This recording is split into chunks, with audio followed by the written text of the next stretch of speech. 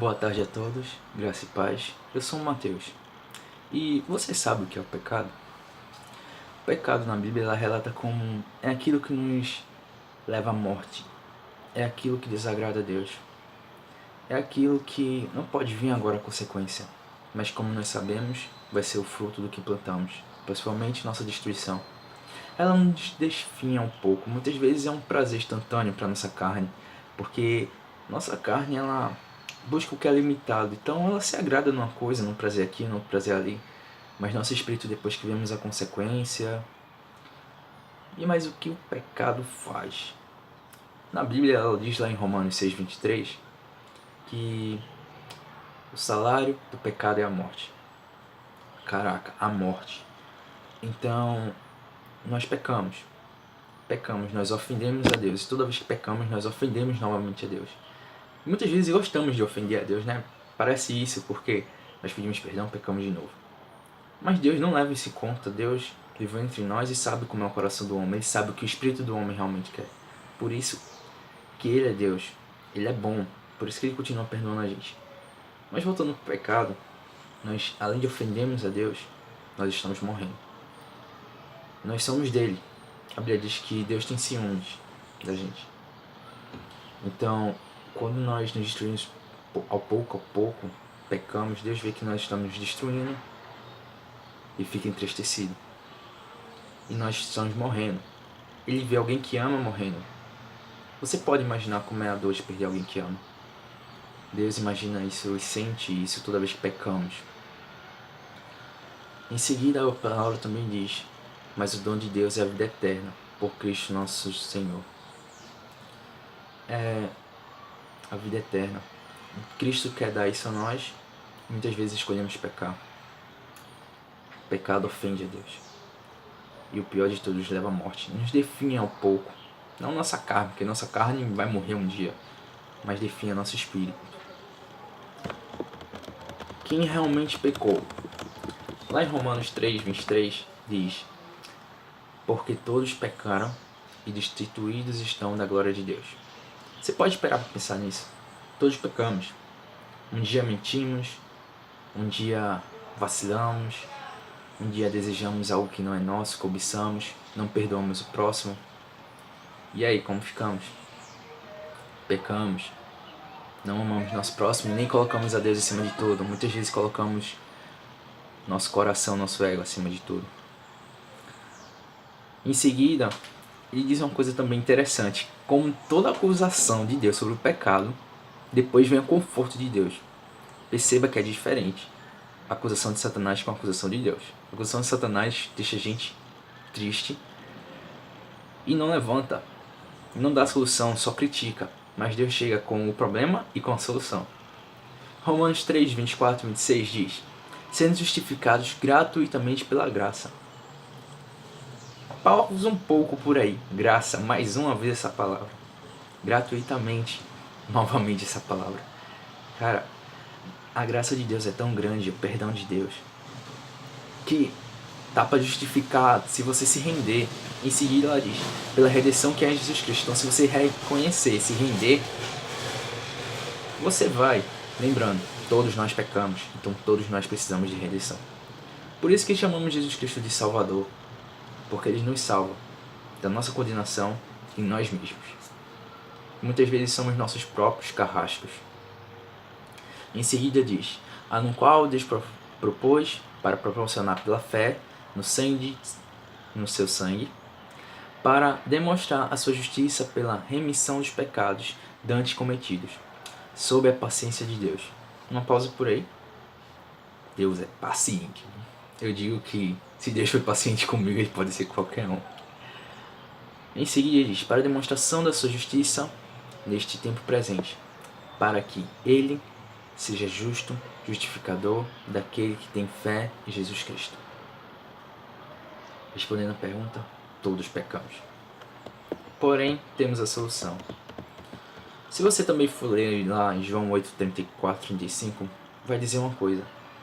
Jesus disse: digo-lhes a verdade, todo aquele que vive em pecado é escravo do pecado. O escravo não tem lugar permanente na família, mas o filho pertence a ela para sempre.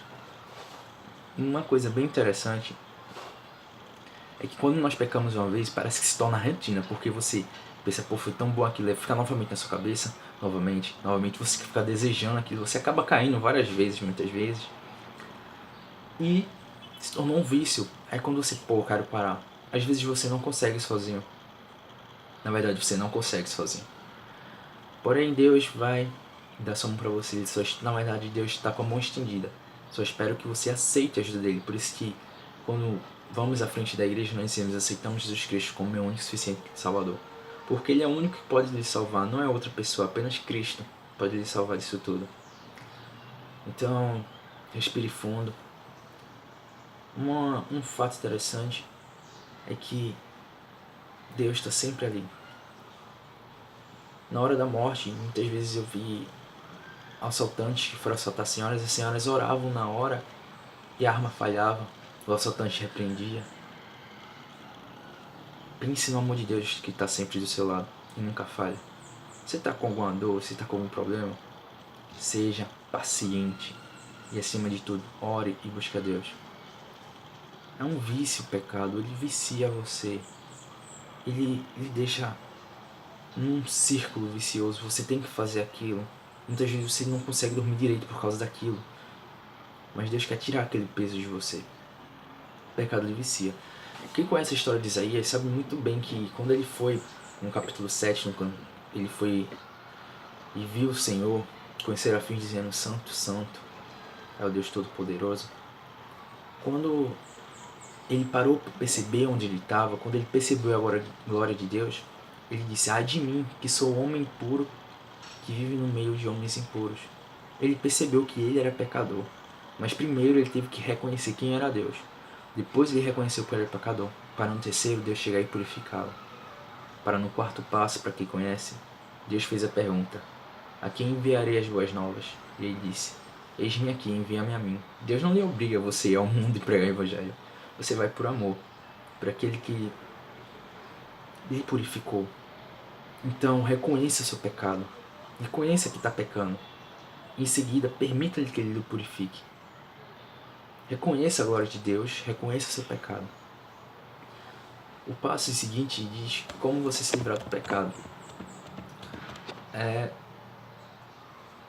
Vou ler 2 versículos.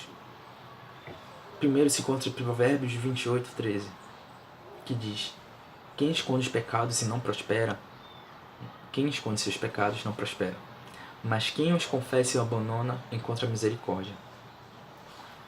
Lemos esse no Antigo Testamento. Vamos ver no Novo agora. Tiago 5,16. Portanto, confesse os pecados uns aos outros e orem uns pelos outros para serem curados. A oração de um justo é poderosa e é eficaz. Percebeu que nos dois aí diz a palavra confessa. Um se confessa seu pecado para alguém e outro para você apenas confessar. Você não consegue esconder seu pecado de Deus. Mas Deus espera mesmo assim que você reconheça quem Ele é por amor, porque Ele não criou a gente para amar Ele por obrigação. Ele já tinha uns anjos para obedecer Ele. Ele queria que a gente amasse, aprendesse a amar Ele, porque Ele é bom, por isso que estamos aqui. Mas você, ao confessar a Deus, Deus, eu sou pecado, Deus, eu tenho lábios impuros, eu tenho pensamentos impuros. Toda vez que você tiver um pensamento impuro ou falar algo, você diga, Deus, eu pequei. Reconheça que você está pecando. Você já teve a sensação quando alguém lhe xinga e ela chega, reconhece o que ela fez, reconhece quem você é para ela e chega, meu irmão, desculpa, irmã, desculpa. O que você sente? É isso que Deus sente também. O outro é confessarmos uns aos outros. Vou explicar melhor isso. Nós confessarmos uns aos outros, nós temos um receio. Esse receio é de sermos julgados pelo que vamos dizer. Porém, temos que saber quem vamos confessar, se ele tem discernimento da palavra. Por isso que muitos só conversam com pastores.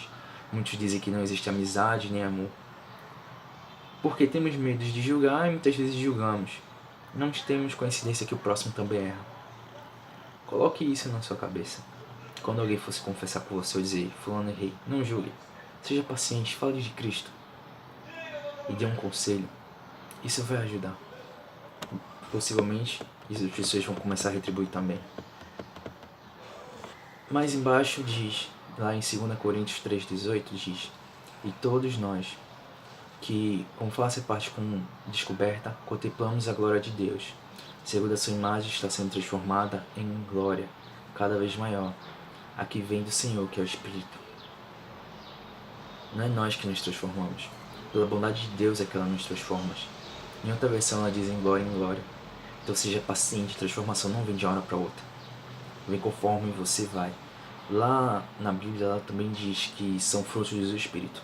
Quando você planta uma semente, ela demora um tempo para se tornar uma árvore, para começar a dar frutos, para começar a colher frutos. Dar flores, flor para colher o fruto. Então os frutos do Espírito têm um certo tempo para você adquirir. E como não voltar a pecar? Esse é o maior problema de todos nós. Lá em Romanos 6 diz: mas agora, libertados do pecado e feitos servos de Deus, tendes vossos frutos da santificação, por fim da vida eterna.